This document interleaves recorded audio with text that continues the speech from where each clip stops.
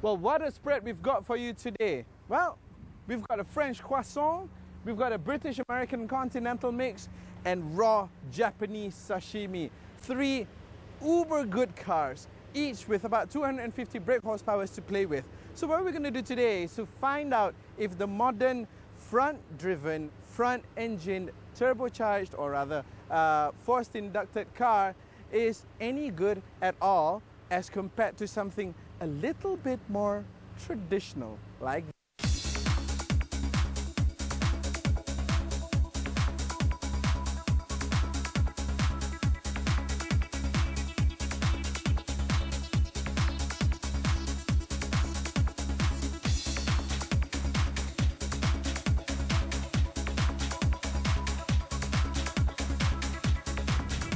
So, okay, as you know, there are 4 cars that we're doing today, and well, there are 4 different drivers. And yesterday I was tasked to pick up this particular Ford Focus ST. If you remember, in the last season we actually tried out the Ford Focus Sport Plus, and we really liked the car because, well, according to our friend Astro, who is the current owner of a previous generation Ford Focus, what Ford's done is they've upped the ante and made the Ford Focus Sport Plus a much more well-rounded and more capable car. Now, with regards to the Sports Focus ST, this is what the head of communications for Ford told me yesterday when I picked it up. This car for macho people. Macho. You know why? Because this car comes with a manual gearbox, 6-speed, and it does not come with most of the bells and whistles of the standard car. But what it does come with is oodles of power. 250 brake horsepower and about 390 Newton meters of torque, putting this car right up at the front in terms of seat of the pants, oomph goes. And pretty much the car does everything it needs to do very well. But the moment you find a twisty and then you put power, can you hear that? That's what you get. This car actually goes off the line really well. The power delivery is creamy, but it still has the oomph that you want. The torque really pushes you forward in any gear. It's almost as if there is a limitless amount of torque for you to play with when you're driving this car, be it on the A roads, the B roads, highways. It just goes and goes and goes.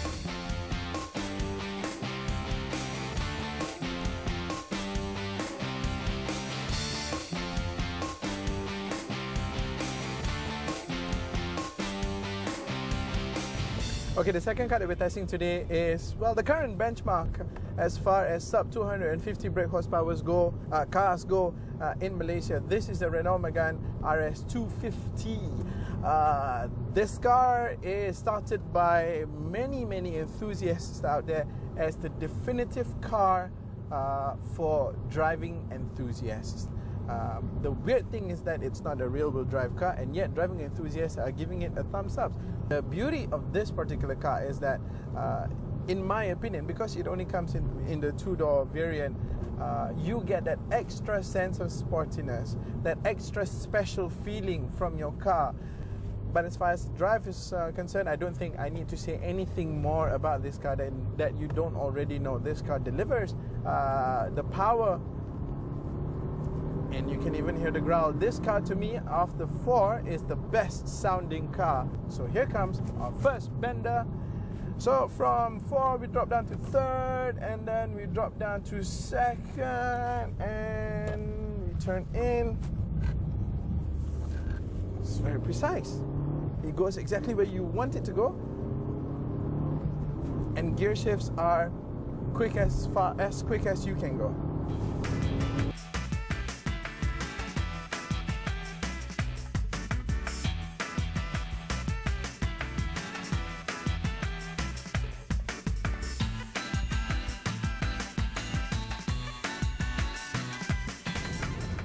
And then, of course, we have here the GT86. Now, this car was thrown in the mix so that it kind of gives you an idea of what the ideal driver's car is supposed to be like.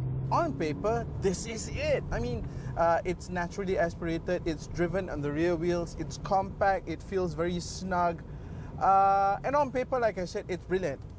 Now, in the real world, the fact that, well, this particular test unit comes with an auto gearbox does take the fun away. I mean, if it's a real driver's car, it needs to be like one of the other three, which is a manual, which has a manual box. So essentially, what do you get from this car? What's the takeaway? This car is it's very easy to drive. I mean, that needs to be said first. When you look at it, you're thinking, it's a low-slung two-door sports coupe, and it's supposed to come with the traditional hang-ups of such vehicles with poor visibility and all that. Well, actually, no. This particular car is very, very, very easy to drive. As a daily driver, no problems at all. And you do get the fun. The fun does come to you in buckets, especially when you're hitting the twisties and when you're going on the B roads. It's brilliant. What you are lacking is in the oomph department. You know, when let's say, okay, I'm flooring it right now and it's making a lot of noise, but it's not going anywhere very fast and rapidly enough. The oomph in the seat of your pants is not there.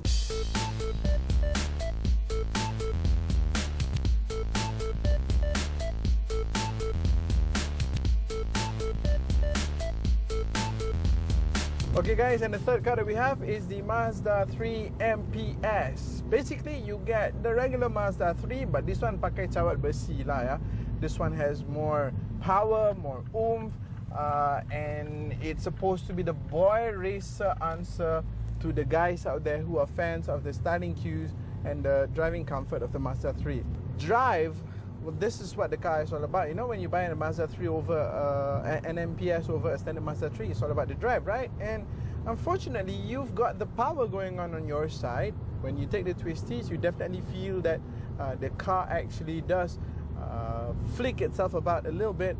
But when you're going fast, you don't feel as confident in the Mazda 3 MPS as opposed to, say, the Focus ST or even the RS250 Megane. That's because, I don't know, it just feels very twitchy. You will see if the camera will turn and look at the steering wheel, I'm having to make small little adjustments because it just feels extra twitchy. The steering, it doesn't give you that extra sense of confidence. So, yep, you get the power, but slightly lacking in the confidence bit.